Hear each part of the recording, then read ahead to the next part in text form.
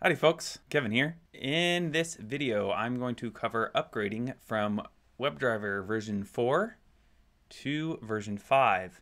I've got a series of tests here that I wrote 8 months ago that tested the React DOM fixtures that are part of the React library. I actually did a whole set of live streams, 10 videos on this.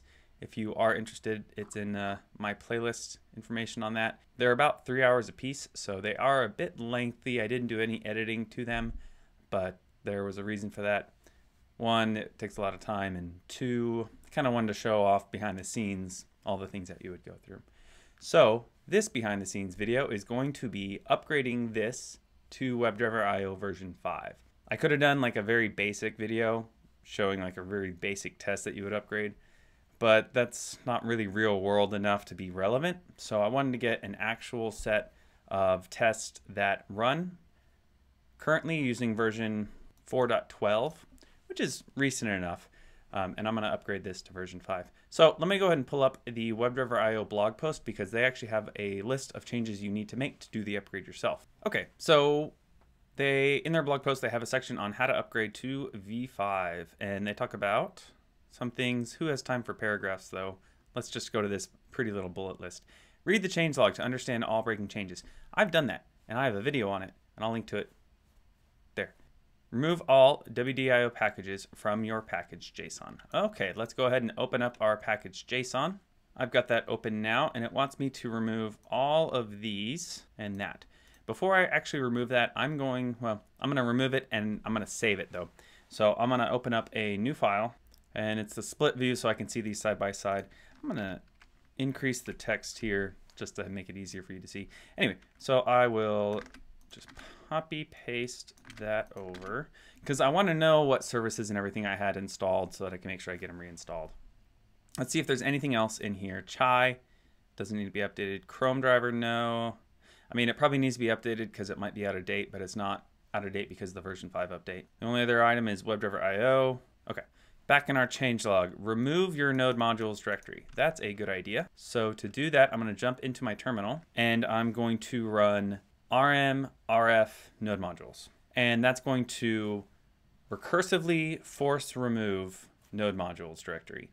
R for recursive, that dash rf, dash r, dash is the arguments that get passed into the rm command. The dash r stands for recursive, the dash f, it's kind of an implied dash. The F stands for force, so it's not going to ask you if you want to remove anything. Got to be a little bit careful with this command. You can end up wiping out things. That'd be kind of bad, but I know what I'm doing, so I don't know what I'm doing. Yeah, so now that's removed. I can check that out by doing ls-ltar.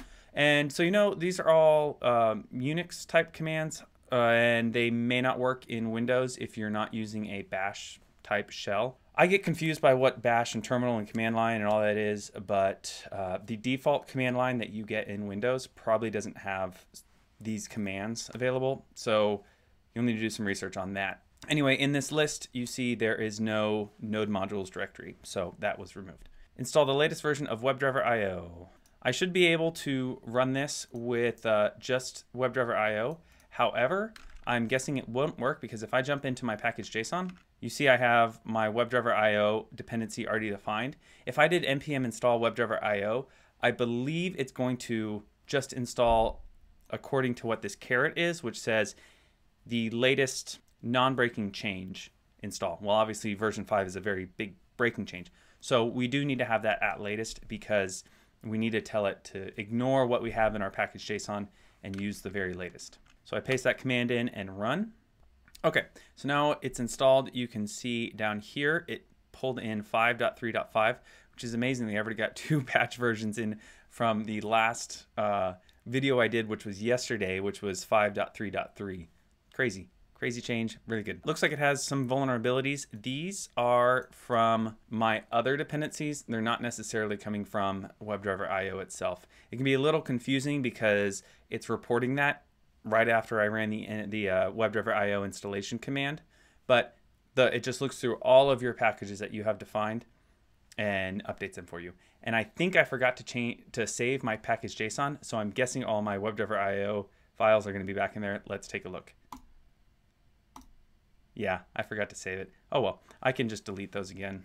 And now I saved it, and you see it's updated my WebdriverIO version here. Back in this changelog, we need to install the new WebdriverIO test runner. So I'll copy that. In my terminal, I will clear and paste. And I'm going to shorten this up. I keep forgetting to do that.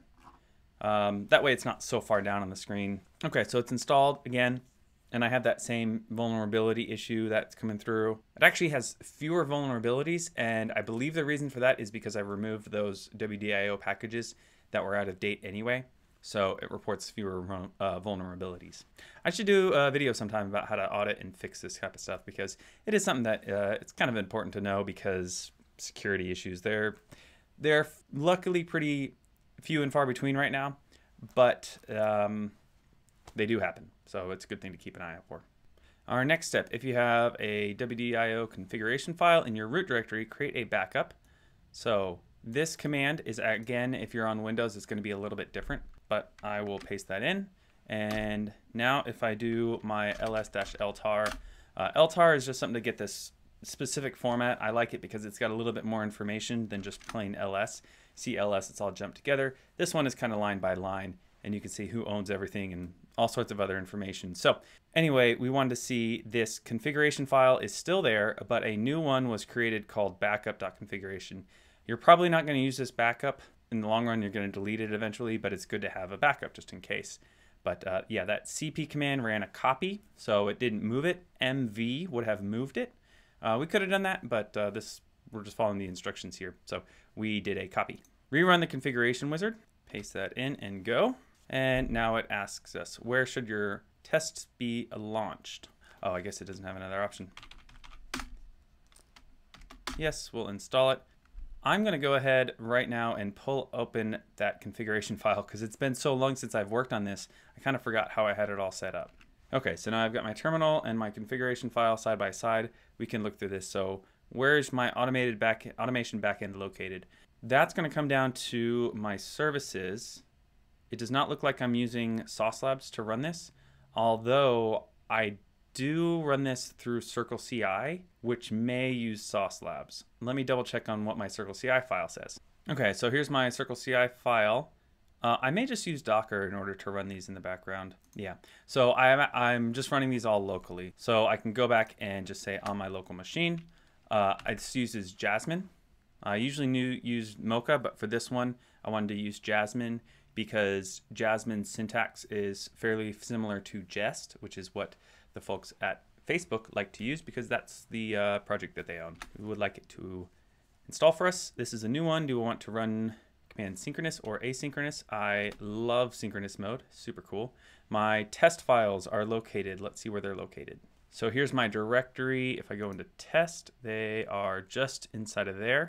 So I'll need to update this. And because the way I named this was testname.test.js for my test files, and then in my pages it's .page.js, I'm going to specify that in my test specs that it's the test name, that's **, it's kind of a generic, I don't know what it's called, .test.js. And actually, if I go into my configuration file, you can see that's what I actually use. So I'm probably going to want to update this to follow this one instead of, oh, that's interesting. So I just completely ignored that .test in my other one and excluded my page files. I kind of like being more specific. Okay, under reporters, let's pull that down and see what reporters I had. So did I have dot? I didn't have dot. I do have spec, JUnit, allure. I actually had a lot of these. Not concise. So those are the reporters I had. How to install that. So I can go ahead and delete those reporters because it should have installed it for us. I can delete Jasmine Framework because it would have installed that when it asks us what test framework we want to use. I don't know why Mocha Framework is installed. That probably wasn't needed to be installed. I probably did it at the beginning and then changed over and forgot to delete it. That happens all the time. I always forget to delete my dependencies that I stop using. And then those we're going to hold off on, which is right here, add services. Yeah, even if in our services we don't have Sauce, so we don't use that. Okay, testing bot, no. Firefox profile, no. Selenium standalone, yes. DevTools, no. AppleTools, no. Static server, no. Visual regression, no, no, no, no. Chrome driver, yes. Okay, so that includes Chrome Driver and Selenium Standalone. And there were 2 that we weren't asked for, right?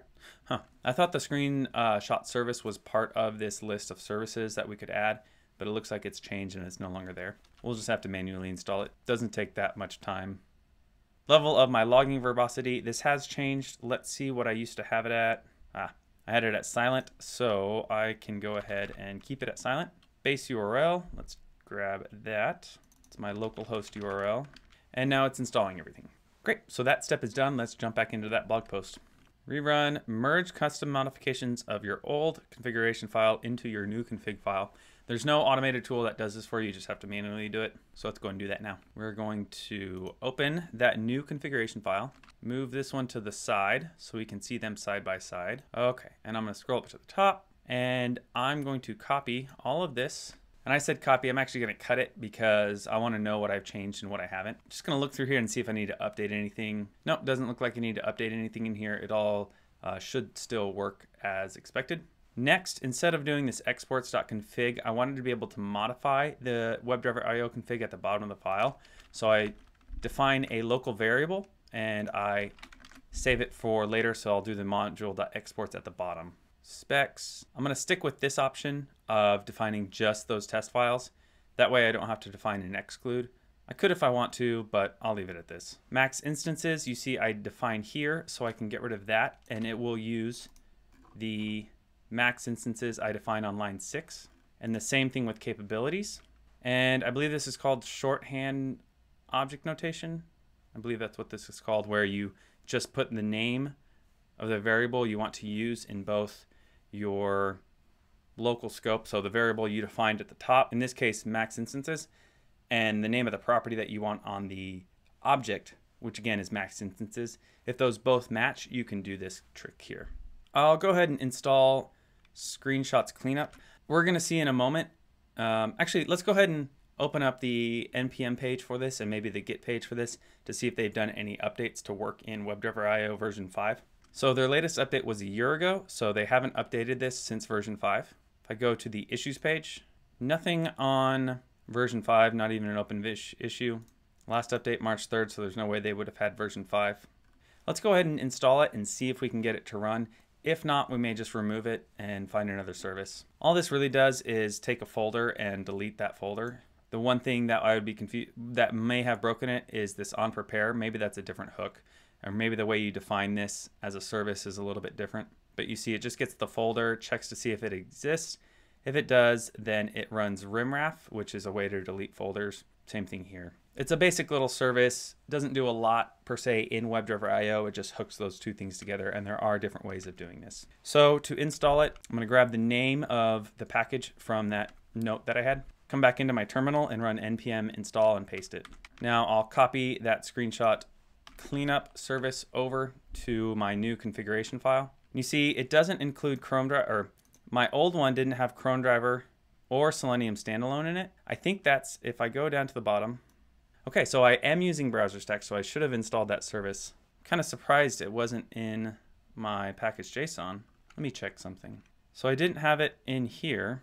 I'm thinking that this was kind of a proof of concept idea, and I never actually used it in the final version. I would have to define it in my Circle CI to use it there and specify it, pass in BrowserStack user in there.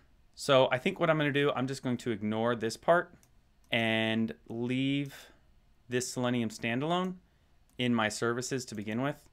I did install Chrome Driver. You should probably either use Selenium Standalone or Chrome Driver. You don't really want to use both at the same time. And I don't see me using Chrome Driver in here. I did just use Firefox and that was it. So I think I'm going to go ahead and delete Chrome Driver entirely and not use it. Apologies, this is a bit of a mess just because this whole project was kind of put together on the fly, pieced together week after week. I didn't do it every week, so I started forgetting what I had done the previous week and all that kind of stuff. So I am having to do a little bit of cleanup here, unfortunately. Okay, so back to our services. We got our framework. I do need to copy over this clean screenshots folder information. So that's in there now. Framework Jasmine, I'll copy over my Jasmine options. Oh, they're already there. So I can move that over. Don't know why these are down here. One would think you'd want them right next to the framework that's being defined. Expectation result handler. I didn't define it in my old one. Okay, so this is something that you can do if a test fails. You can take a screenshot or something. I'm going to leave it blank for now. I'm not going to mess with it, so I'll leave it in there, but won't do anything with it. Reporters. I did say that I wanted spec, JUnit, and allure, but I only want JUnit and allure when it runs in CI/CD, and that's handled in my configuration by passing in the specific reporter that I want to use, or the specific set of reporters that I want to use. So I can remove this from this configuration file, but I should pass in my reporter options. Okay, so I've got my reporter options put in. Now I'm down to my hooks. Looks like I did have some hooks in here. Don't run grep if command line defined. So I did a little bit of work to be able to pass in tags if you want to run specific tests. So we'll copy that over. This indentation change is kind of annoying me, but whatever. You win some, you lose some. And cross my fingers, there's no more hooks. Yoo-hoo, there's no more hooks. That ends this, and then I need this exports.config. Paste that in. So we're actually not editing this config, this WDIO config anymore because we're no longer checking to see if we're running on browser stack or not. But I kind of like having it in here. It's nice to have the flexibility to change this if we need to. So I'll leave it in there. Let's go ahead and save the file and save my package.json while I'm in here. Come back over to the blog post. Finish that. Take the simplest test in your suite and rename the commands according to the changelog. Have your log directory set in your config. I believe that's already there. Attempt to run the test suite you modified. Okay, so let's go ahead and take the simplest test. That would be input change events because it's only 1 kilobyte. So in here we do browser URL, browser wait for visible. This is going to be changed because of the way that elements or commands for elements have to go through the element selector.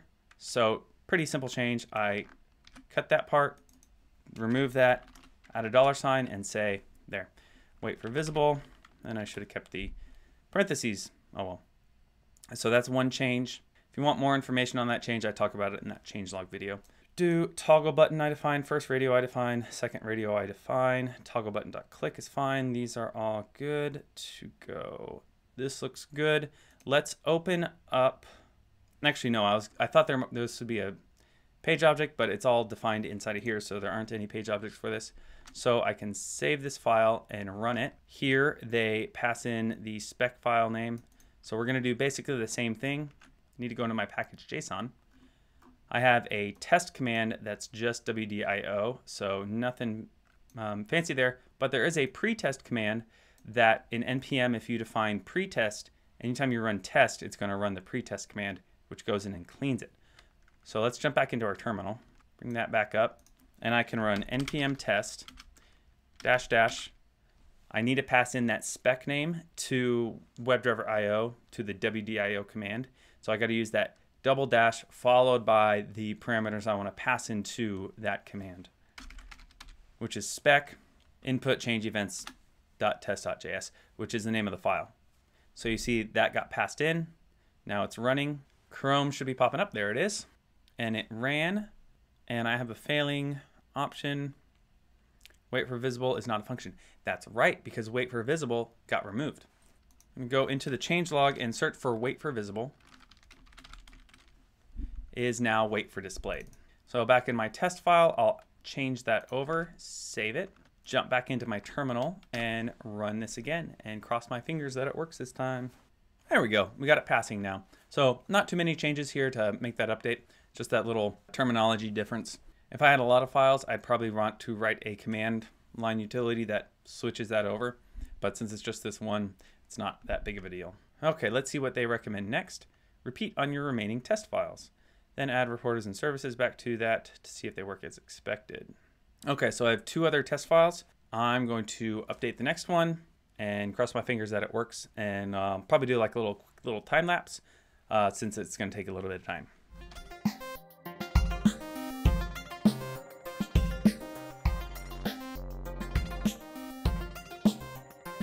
I looked over the file and it's basically the same. I just had to replace that thing at the top. But selector execute and selector execute async has been replaced with just the execute command. So I need to update that in a couple places.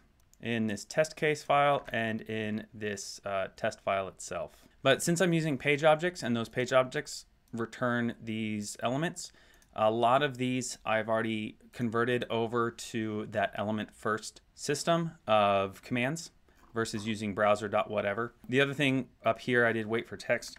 Let me search for wait for text. No replacements. Wait for text no longer has replacements. So this is going to be something that I need to figure out. So give me just a second. Okay, so I'm just going to go with wait for displayed and hope that works. I think it will. Now I'll go ahead and run this again, and this time pass in the file name, which is textinputs.test. And let's run that and see how that goes. So it's loaded the page, typing, malform type for args parameters of execute script. Okay, so I'm guessing something with that execute changed in the format of it. This one is skipped, so it actually doesn't run this one, so I can just skip past that. Here's the other one, browser.execute, browser.execute. And where was that at? Malform type of args, parameter of command execute script. Fortunately, that doesn't tell us specifically where that error occurred. Let's bring up the WebdriverIO documentation and see if execute has changed. So here it is, the script we want and the arguments we want to pass in. Execute, here's the function, and here are that. So it looks like this should work. Browser.execute. Here's what changed is I used to be calling execute selector where I would pass in the selector and it would run in there, but this is more generic function. So let's see if the documentation talks about that. Okay, so here it says JSON elements that define a web element reference will be converted to the corresponding DOM element. So it sounds like we can pass in a element reference and it'll convert it to the DOM element. This is going to be a little bit tricky, I have to admit, but we can get it working. So I'm going to cut that out. Now I got my function first, and instead I'm going to pass in text controlled input selector. I was passing in the selector, which is just a string. I'm actually going to pass in the element itself. So I'll save that, and I'll do the same thing here and save. Let Prettier do its own thing where it's formatting, where it changes all the formatting for you. It's a feature. Save that. And then over in here, I'll do that same exact thing. And then I'm going to add a couple of console log lines in here just to see how it goes through where it throws errors, if it throws errors. Okay, I've got those added in there. Back in my terminal, I'll run the script one more time, and probably a lot more times. Same issue. Oh, not same issue. Unknown error, cannot read property 0 of undefined. Again, unfortunately, it doesn't tell us. Oh, here. Text inputs test line 62. Did it tell us that in the previous one? Yes, it did. Bam, right there. Let's see if that's a good line number. .62. Oh, that's my output. Sorry. I get confused with this because it reports it 3 times. So I thought I was looking at the previous test when I'm actually not looking at the previous test. It didn't tell us that in the previous one because I didn't have those console logs in there. I'm getting so confused. Okay, so it did run through line 62. So this line didn't fail. That's good. But when it got to this browser execute, it did fail because the input did not... Oh, I didn't paste that in. That was dumb. That could certainly be the problem. I hope it's the problem. Otherwise, I have to do more debugging, and that's where it keeps failing. Cannot read property set selection range. Okay, so it is getting into this browser execute, but something in this input is not being passed in. I'm guessing this input has changed to where it might be passing in just a single element. So if I remove this 0 marker on both of mine and over here as well, and I'll just call that input because we're doing just one input, save both files again, come back and run it another time. I'm going to hope that this works. I'm kind of taking a stab in the dark that that's the issue, just based off of what I guess would be correct. I might have to debug this further if I'm wrong. Ha! I guessed correctly. Okay, so that all worked perfectly. Just a little bit of updates there. So it looks like browser.execute is smart enough to take this element that you pass in. And if it's just a single element, it returns just that single DOM element. I'm curious to know if you passed in multiple elements, if it would treat it as an array or just take the very first one. I don't know. If you want to take some time to investigate that and leave a comment, that would be great at the bottom of this video. Okay, so we've got one more item, one more test to update. Let me go ahead and update that.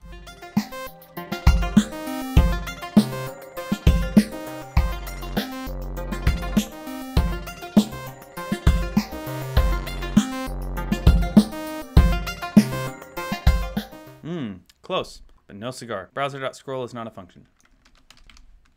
Scroll into view. Look at the API for that because you have to pass in a selector. Okay, test case.scroll2, browser.scroll this.container.selector.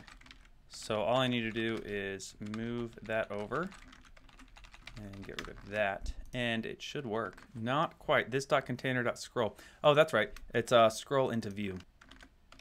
Why do they got to change two things? That's two whole things. That's a Futurama joke from many years ago. I don't actually think I watched that episode. I just saw the short clip of it and thought it was hilarious and wanted to reference it. Hey, it passed. Let's go ahead and run all these together and see if they're happy as a cloud in a hurricane. That's kind of a weird image, a cloud being happy in a hurricane, because it's all like, hey, look, all my buddies are here. We're having a big party. And then the reality of a hurricane is never all that great. I'm not sure I'm going to keep that phrase around. It worked. 2 passed, 1 passed, 5 passing. That's it. Let's go back to our blog post and see if there's anything left for us to do. Oh, yeah, that's right. I need to update my course. I've actually been working on that today, and it's going to be a lot of work, but I'm really excited to get started with it. And I think I can make a lot of improvements. I'm not just updating the contents to match version 5. I'm actually relooking how I approach the whole series, and I want to keep about, 80% of the content, 90% of the content, and then add in probably another 25% on top of that. The percentages may not match up, but the basic idea is I'm going to shrink down a little bit of the content that's no longer relevant, and then add on a fair amount of content based off of feedback from people like you who have been awesome and have bought the course and helped support me in all these videos. That wraps it up. That's the update. I can go ahead and save this to Git and everything and upload it to the repo so that you can take a look at that if you'd like to. I never actually used this screenshot folders. I never checked to see if it actually worked. That would be an error shots. So let's take a look at that real quick. It looks like it did clean it up because error shots doesn't exist in this folder. If it wasn't cleaning it up, anytime we got an error, it would have put it in that folder and we would have had a whole bunch of old errors. So it does look like that service still worked just fine. So that's cool. I'm not going to have time to run this in Circle CI right now just because this has been a long enough video already. But we'll see if it works. I'll save it and push it up there. It may or may not work. One of the reasons why I'm hesitating on that is it's been, 8 months since I've updated this, and every time that I push it up to Circle CI, it's going to check out the React repo, which has probably gone under a lot of changes itself, and these tests may break just because tests break. That's what they do when you make changes to a project. It may not have anything to do with version 5. But anyway, hope you enjoyed this. Hope you got some value out of seeing what it's like to do the upgrade. I thought it went fairly smoothly compared to other project upgrades out there. I'm looking at you, Angular. I'm only bitter about that because I spent a year and a half learning Angular 1.x, and that was 4 years ago, 3 years ago, and all of that learning and knowledge is just completely useless right now unless I want to go work on a legacy Angular 1.x project, which I have no interest in doing. I mean, it's really good that they did the update and moved forward in the project. I'm just swallowing my bitter pills right now. Anyway, thanks for watching. If you have any thoughts on this, leave a comment down below. And until then, have fun testing.